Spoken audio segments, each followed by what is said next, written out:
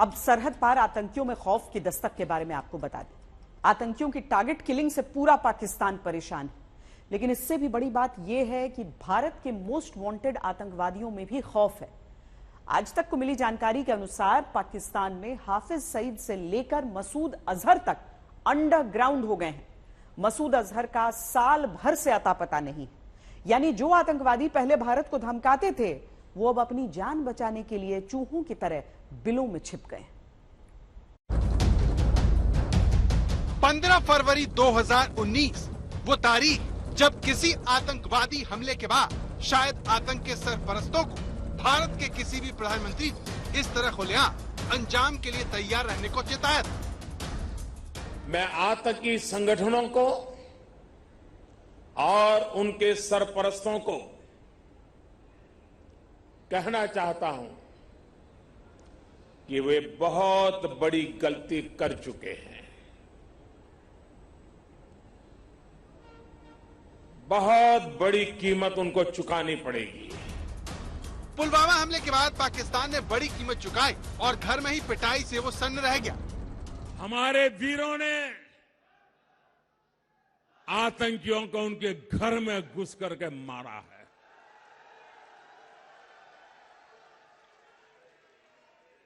आतंकियों को, उनके सरपरस्तों को भारत से इस तरह के जवाब की उम्मीद नहीं थी।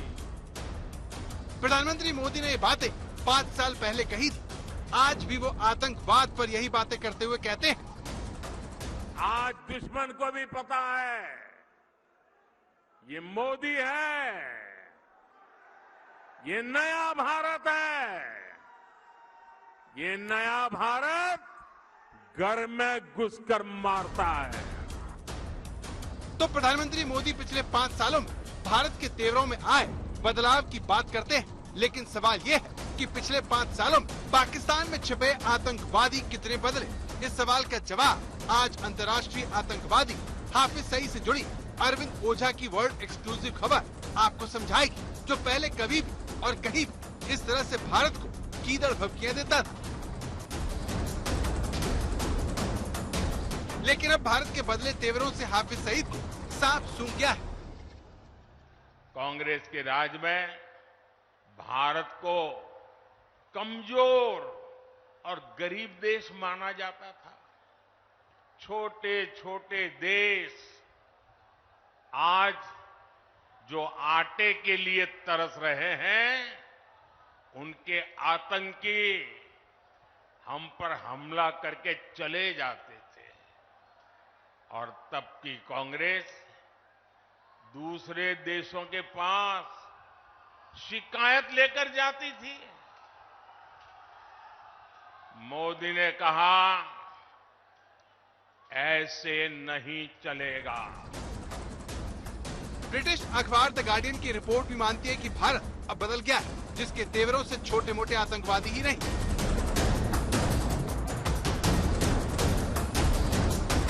पुलवामा हमले का मास्टरमाइंड मसूद अजहर भी अपने गुनाहों को याद करके थर थर कांप रहा है।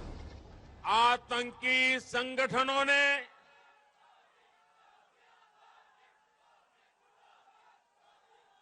आतंक के सरपरस्तों ने जो गुनाह किया है, वो चाहे जितना छिपने की कोशिश करें, उन्हें सजा जरूर दी जाएगी। पिछले 5 सालों में पाकिस्तान ही नहीं, उसके आतंकवादियों को भी उनके किए की सजा मिल रही है। पाकिस्तान तबाही की कगार पर है, तो मौलाना मसूद अजहर से लेकर हाफिज सईद तक अज्ञात हमलावरों से घबराए छिप रहे हैं। आतंक के आकाओं से जुड़ी आज तक की पहली बड़ी एक्सक्लूसिव खबर यह है कि भारत और खासतौर से कश्मीर में आतंकवादी हमले को अंजाम देने वाले मास्टरमाइंड अंडरग्राउंड हो चुके हैं। इसमें हाफिज सईद भी शामिल है, जो पाकिस्तान में जान बचाने के लिए मारा फिर रहा है। पाकिस्तान अपने यहाँ 20 आतंकवादियों के मारे जाने के बाद खुद कबूल कर चुका है। इससे वहाँ पर आतंकवादी खौफ में है। हालत ये हो गई है कि पाकिस्तान में मौजूद इंडिया के मोस्ट वांटेड आतंकवादियों, टॉप लेवल के आतंकवादियों को वहाँ की खुफिया एजेंसी ISI को सुरक्षा देनी पड़ रही है। साल 2016 में पठानकोट एयरबेस पर बड़ा आतंकी हमला हुआ था। हमले का मास्टरमाइंड शाहिद लतीफ पाकिस्तान में मार गिराया जाता है। लश्कर का आतंकी रियाज अहमद पीओके की एक मस्जिद में मार गिराया जाता है। ऐसे ही बीते 2 सालों में पाकिस्तान में एक एक करके भारत के मोस्ट वांटेड आतंकी मारे जा रहे हैं। हालत यह है कि पाकिस्तान में टॉप मोस्ट लेवल के आतंकियों को अब आईएसआई ने सुरक्षा देना शुरू कर दिया है। बचे खुचे आतंकी डर की वजह से अब खुद अत्याधुनिक हथियारों से लैस प्राइवेट सुरक्षा कर्मी रखने लगे हैं। तो जो हाफिज सईद पाकिस्तान में खुलेआम घूमता था, जिसके काफिले पर फूलों की बारिश होती थी, जो कभी कहीं भी निकल जाता था, वो अब अत्याधुनिक हथियारों से लैस प्राइवेट सुरक्षा गार्ड के भरोसे पर जिंदा है। यही वजह है कि कराची, लाहौर, रावलपिंडी में बड़ी बड़ी रैलियां और जलसे करने वाले आतंकवादी अब खुलेआम रैली और जलसों में शामिल नहीं हो रहे, उनसे परहेज कर रहे हैं। यही नहीं, मसूद अजहर जैसे आतंकवादियों का भी कुछ अता पता नहीं। यहाँ तक कि भारतीय एजेंसियों को करीब 1 साल से न तो मसूद अजहर का कोई ऑडियो टेप मिला है और न ही कोई फुटप्रिंट। अज्ञात हमलावरों ने पाकिस्तान में मौजूद आतंकियों में ऐसा खौफ भर दिया है कि अब आतंकी खुलेआम न तो रैलियां करते हैं, न किसी जलसे में दिखाई देते हैं। भारतीय खुफिया सूत्रों के मुताबिक लश्कर का चीफ हाफिज सईद बीते 1 साल से अंडरग्राउंड है। वहीं जैसे मोहम्मद का चीफ मौलाना मसूद अजहर कहां है, इसके बारे में बीते 1 साल में न तो कोई जानकारी मिली है, न उनका कोई ऑडियो ट्रैक किया गया है और न ही उनका कोई फुटप्रिंट इंडियन एजेंसी के हाथ लगा है। तो जिन आतंकवादियों का काम पाकिस्तान की सरजमी से भारत को धमकाने का होता था, अब उनके सामने जान बचाने की चुनौती है। पाकिस्तान में गुमनाम हमलावर चुन चुन कर आतंकवादियों को मार रहे हैं। कुछ साल पहले तक ये सोचना भी नामुमकिन था, लेकिन पुलवामा हमले के बाद भारत की बदली रणनीति से आतंकवादियों को मौत नजर आ रही है। हमारे वीरों ने आतंकियों को उनके घर में घुस करके मारा है।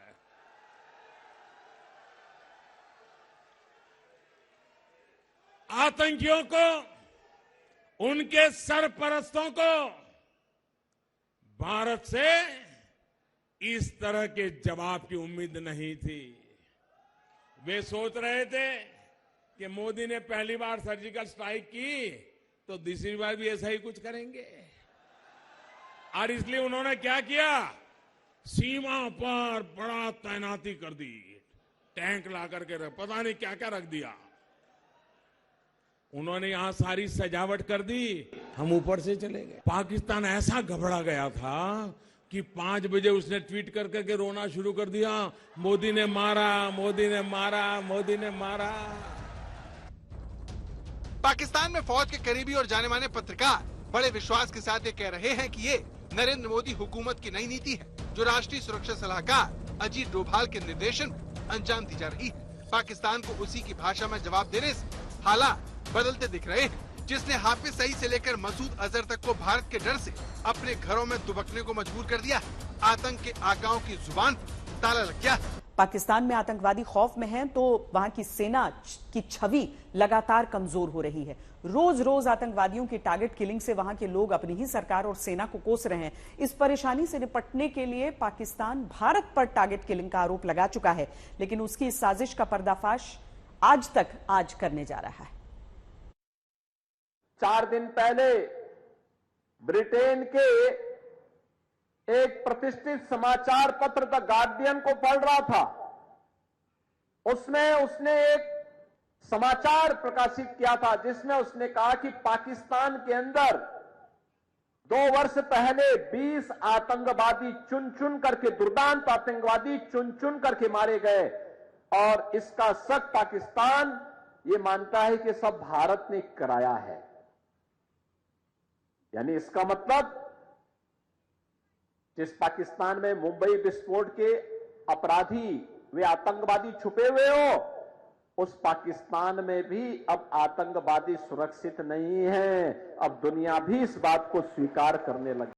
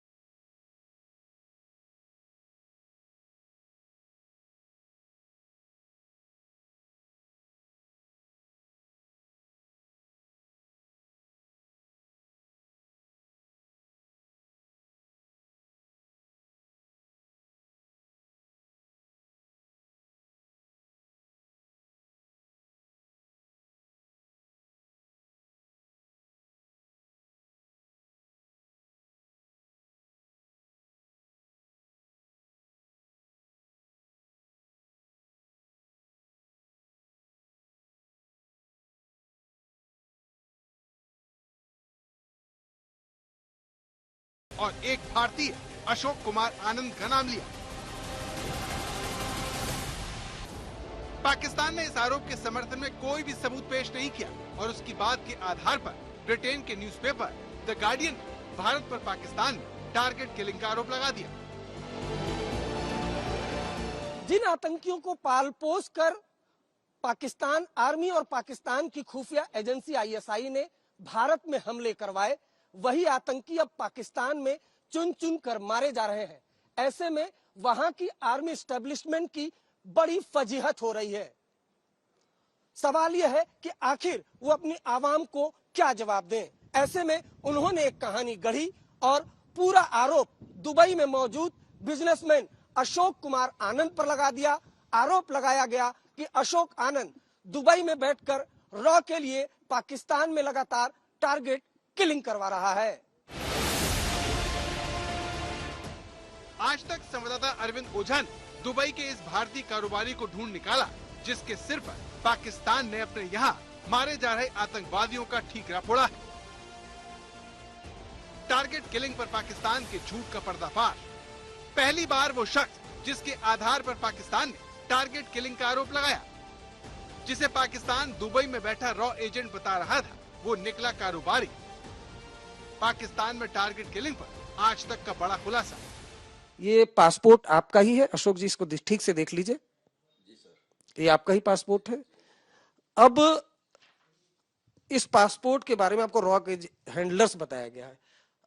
कैसे जानकारी मिली, क्या जानकारी मिली और पाकिस्तान ने आप पर क्या आरोप लगाया? सर, मुझे एक्चुअली कोई आइडिया नहीं है इसका।